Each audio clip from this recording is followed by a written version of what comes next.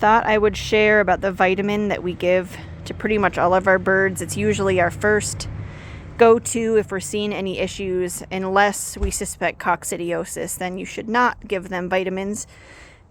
Here's the analysis on it. This one has vitamin B in it, which a lot of the other ones don't, so this is our favorite. But this bird here, her tail was acting kind of droopy and she had some poop stuck to her. So I'm going to give her some vitamins. I'm suspecting maybe she has worms, so I'm going to give her a fecal float.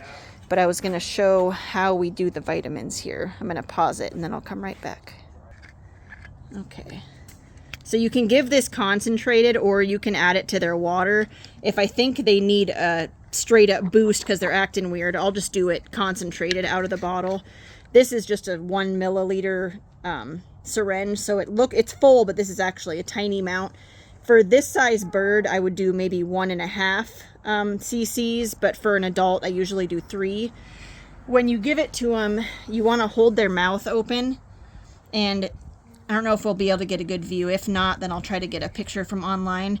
But there's their esophagus and their trachea, and you want to make sure you don't get it in the windpipe, which is directly in the middle back of their mouth. So when you do this, you want to kind of get it a little far back and to the side, and then you just plunge it in there and they swallow it.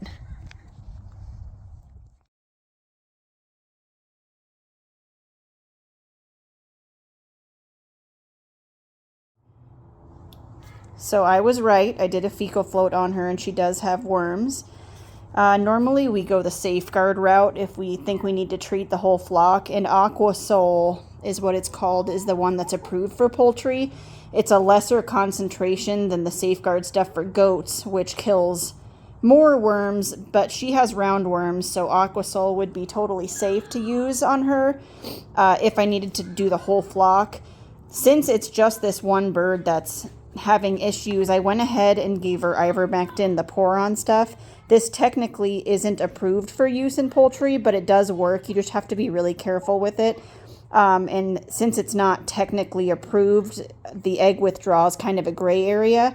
She is not laying yet, so it's worth the risk for me because it'll probably be at least a month or 2 before she starts laying, so I don't have to worry about the egg withdrawal. But I went ahead and just did 2 tiny singular drops on the back of her neck, on her skin, under the feathers, and that will paralyze the worms in her system so that they will be expelled. And then I will have to repeat the same thing in 10 to 14 days to make sure any eggs that hatch are also killed.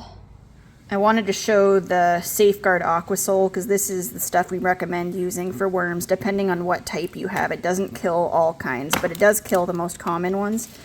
You can get it at most feed stores. It's like $30 to $35, and it comes with this little vial. It's super tiny. It actually looks bigger in the video than it is in real life. But it comes with a little syringe and a pamphlet, and it goes off of the weight of your entire flock. So it'll be different for everybody, but if you have a flock of 5 birds or a flock of 50, the dosage that you give them will all be different.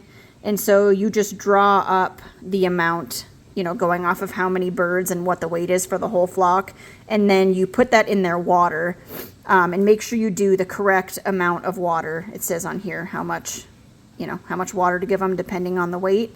And you remake that daily for 5 days and make sure it's their only water source, and that will kill worms. And this one does not have an egg withdrawal, so eggs are safe to eat.